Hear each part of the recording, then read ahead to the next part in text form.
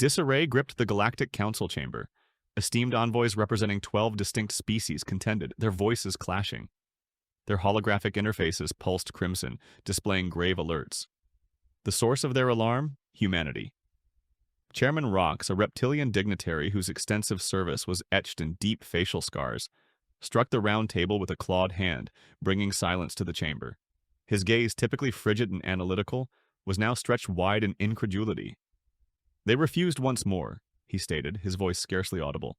Not merely refused, they failed even to recognize our conditions.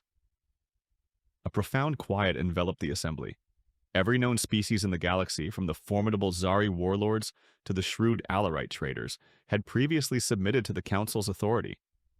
Yet humanity, primitive, hostile, impulsive humanity, had spurned every proposed treaty, every attempt at negotiation, every proposal for peaceful integration. Rox addressed his diplomatic assistant, an anxious-looking Aran with translucent dermis. Recount precisely their response. The assistant paused before activating the transmission replay. The voice that filled the chamber was undeniably human, coarse, imbued with an element that sent a tremor through even the most seasoned diplomats. We do not bargain with entities lacking respect for us.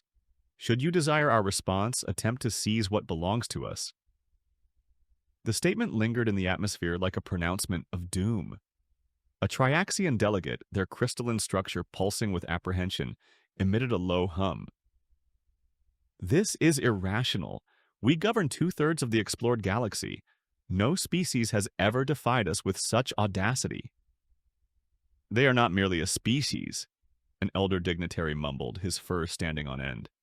They represent an aberration, a contagion, a civilization that ought to have imploded under its own internal strife centuries past. Rox inhaled deeply, slowly restoring his composure. In that case, our options are limited.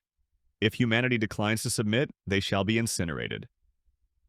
A wave of uneasy consensus spread through the attendees. The Council had long practiced dominance through strength, but humanity's defiance presented something novel, something perilous. A Zari general, her mandibles clicking in anticipation, advanced.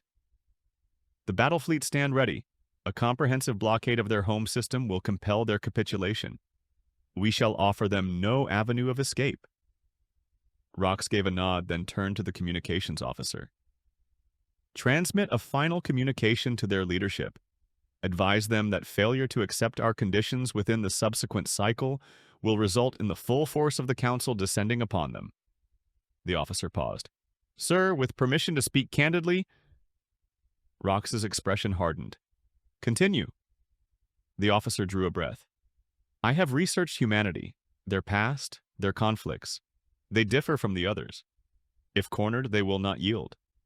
They will persist in conflict until total annihilation, be it ours or theirs. Rox regarded him for a prolonged moment, then brushed aside the concern with a gesture. Then we shall demonstrate the cost of their defiance. Hours afterward, a new message arrived from Earth. The Council members reconvened, their displays activating with the image of a man positioned in a sparsely lit command center. He appeared older, battle-experienced, his uniform immaculate, yet unembellished. His name was General Callum Stroud, Supreme Commander of Earth's Defense Forces. No greetings, no ceremony. His look was unwavering as he leaned closer. I understand you presented us with an ultimatum, he declared, his voice firm. Allow me to offer one in response. The chamber was utterly silent. No species had previously dared to address the Council in such a fashion. Stroud proceeded, his tone relaxed yet underpinned with steel. Should a single Council vessel breach Sol space, we shall interpret it as an act of aggression. Should you implement a blockade, we shall dismantle it. Should you believe we are merely another species awaiting domestication, then your assessment is gravely flawed. Rox leaned forward, his claws embedding into the table surface. You fail to comprehend the powers you challenge, General. The Council commands a fleet capable of pulverizing your world. We extend an opportunity to avert annihilation. Stroud let out a brief, mirthless laugh. You presume annihilation frightens us? We originate from a planet that attempted to eradicate us from the moment we emerged. Every species that ever posed a threat, we outlived. We adapt. We persevere. And when required, we eradicate. The pertinent question is, can you assert the same? A profound disquiet permeated the chamber. Rox recovered his composure. This constitutes your final admonition, General. Refuse our proposition, and we shall deliver war to your threshold.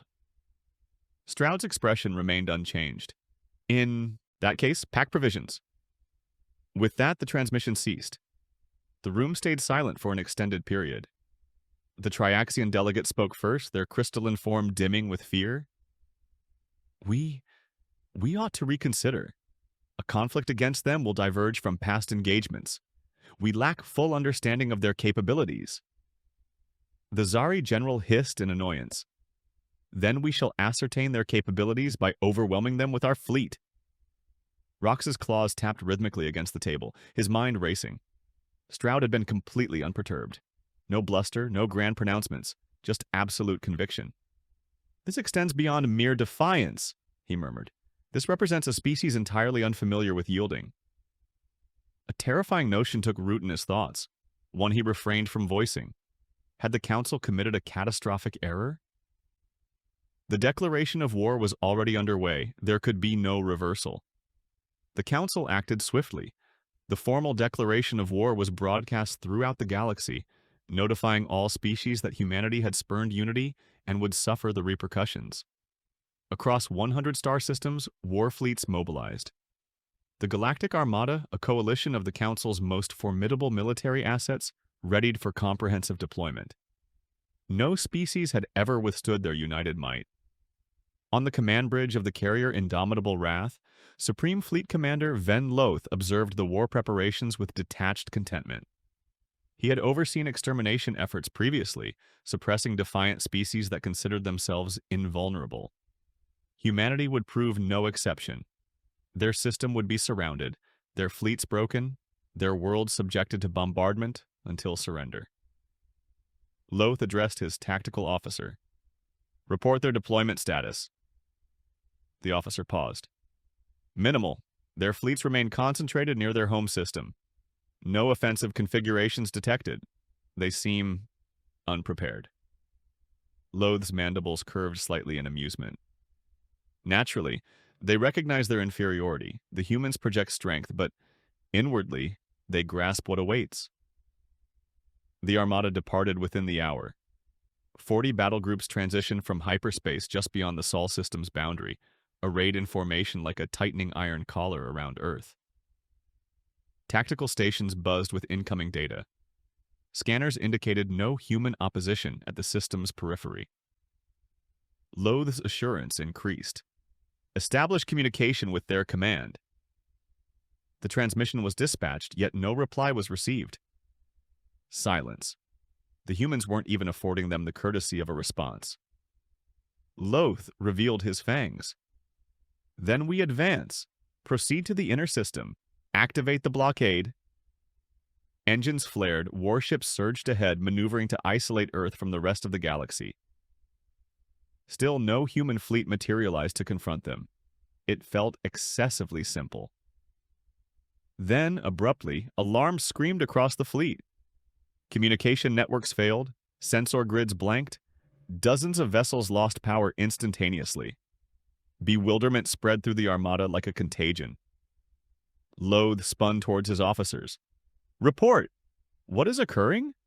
No one could provide an explanation. Then the initial detonations ripped through the formation.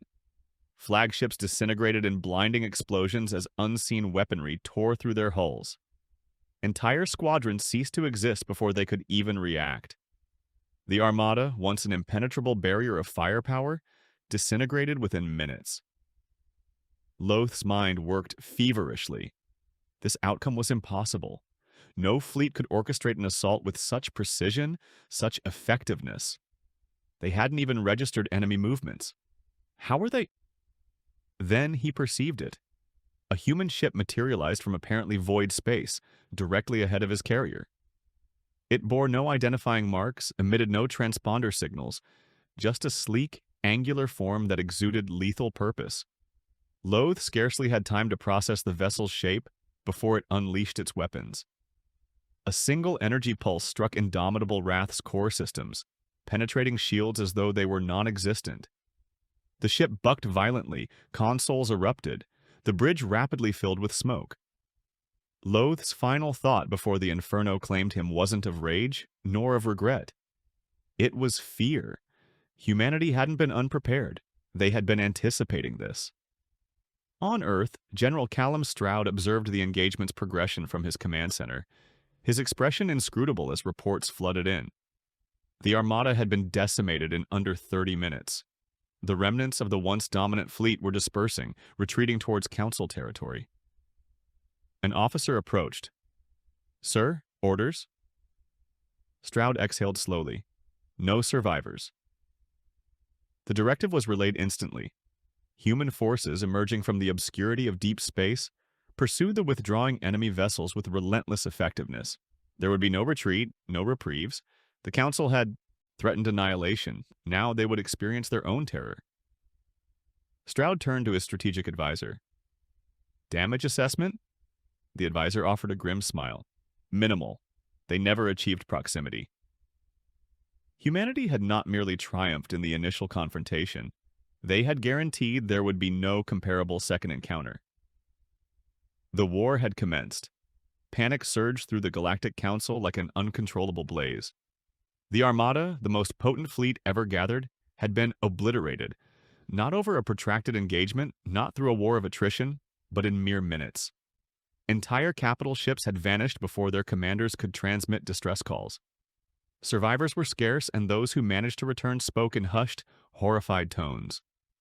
They recounted a battleground unlike any they had witnessed, a domain where their armaments were ineffective, their defenses futile, and their assailants unseen until the final, fatal moment. Chairman Rock sat in silence, gazing at the data streams. Regardless of how many times the battle records were reviewed, the outcome remained unchanged. Humanity hadn't simply won, they had utterly dominated. The Armada was intended as a display of might, a statement that opposition was pointless.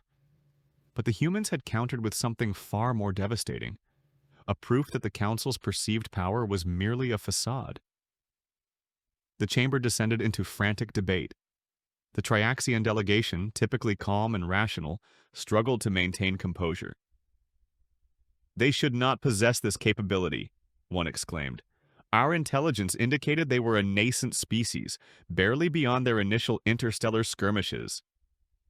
"They permitted us to believe that," an authorized strategist murmured. "We presumed they were impulsive, that they would engage with primitive hostility. But this was premeditated entrapment."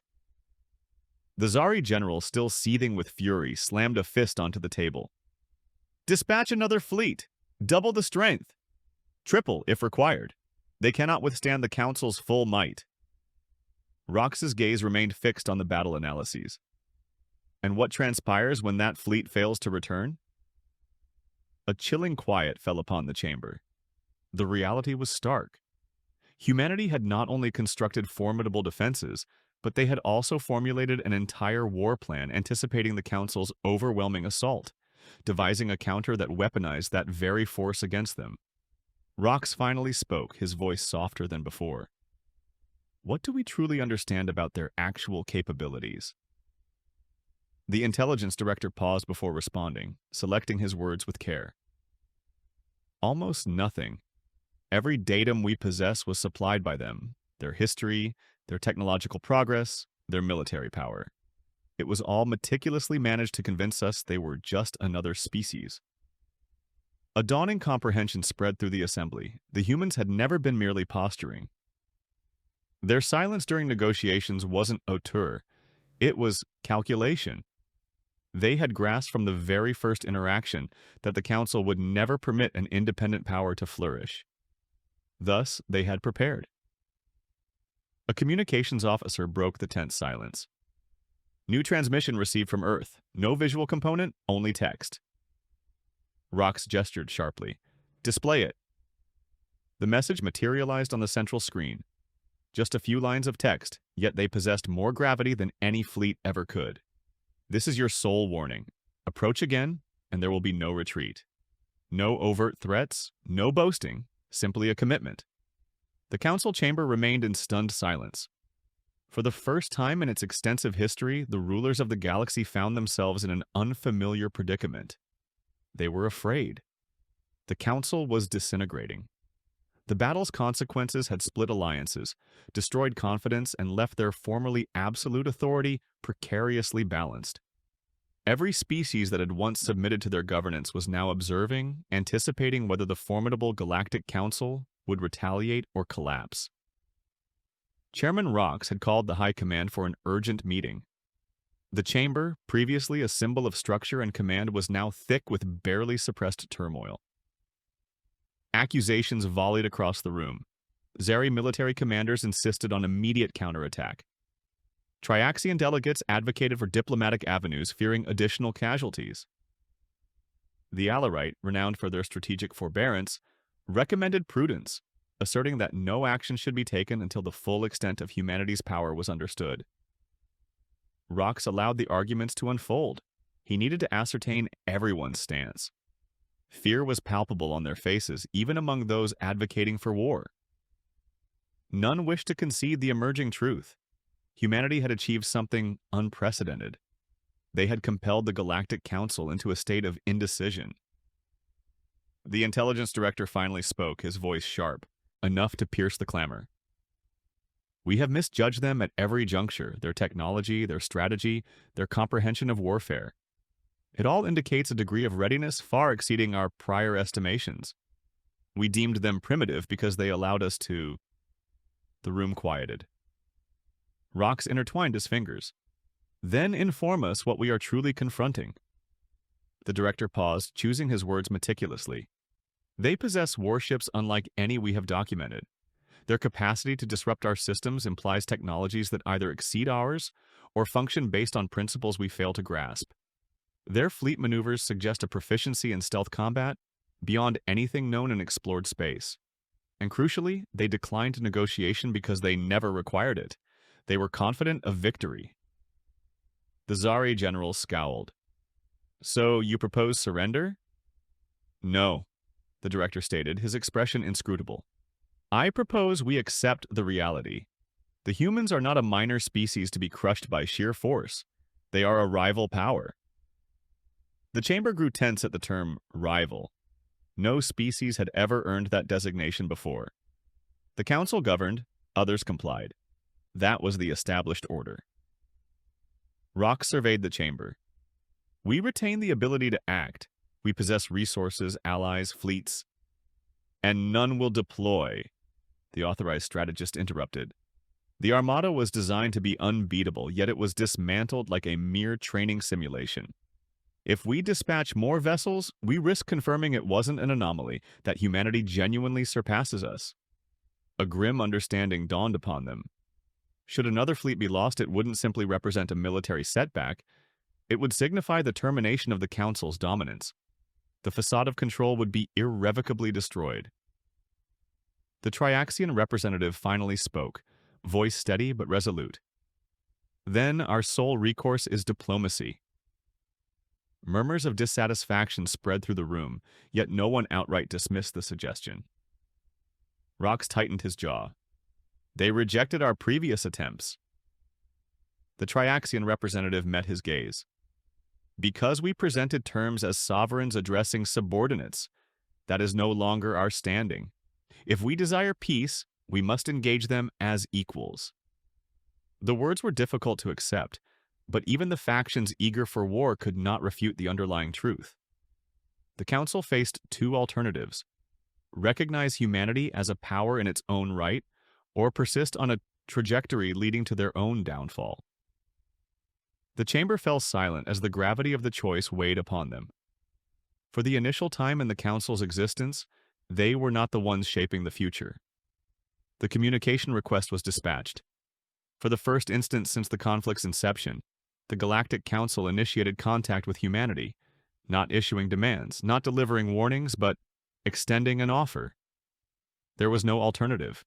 Their fleets were damaged, their authority diminished. Persisting on their present course risked not merely losing the war, but losing everything. The proposal was straightforward: a diplomatic summit, neutral territory, unconditional discussions.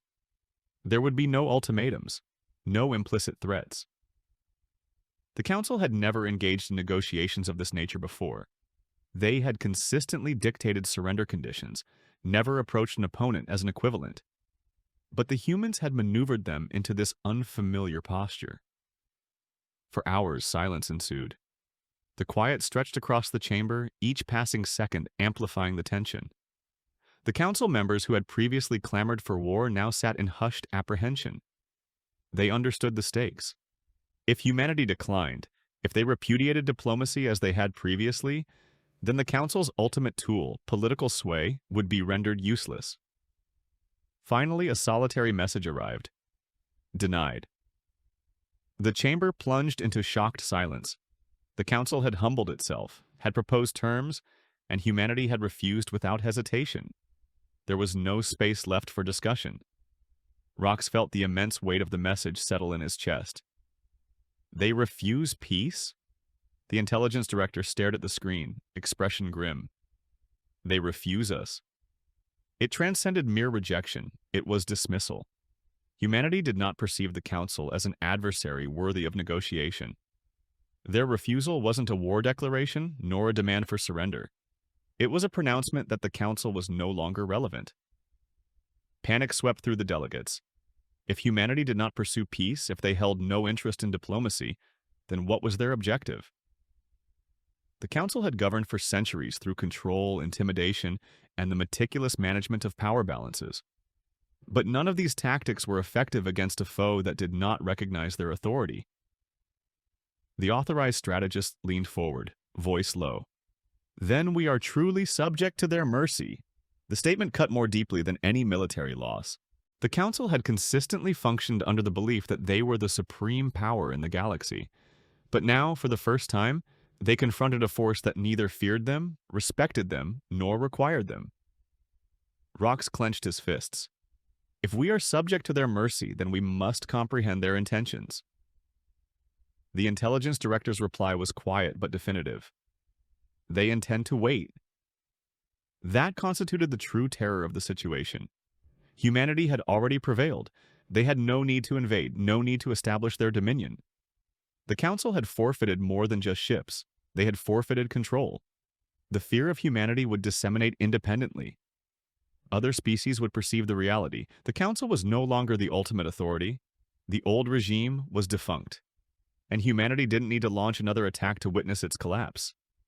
The chamber descended into silence, each member confronting the new reality. The war had concluded, but the galaxy now belonged to humanity.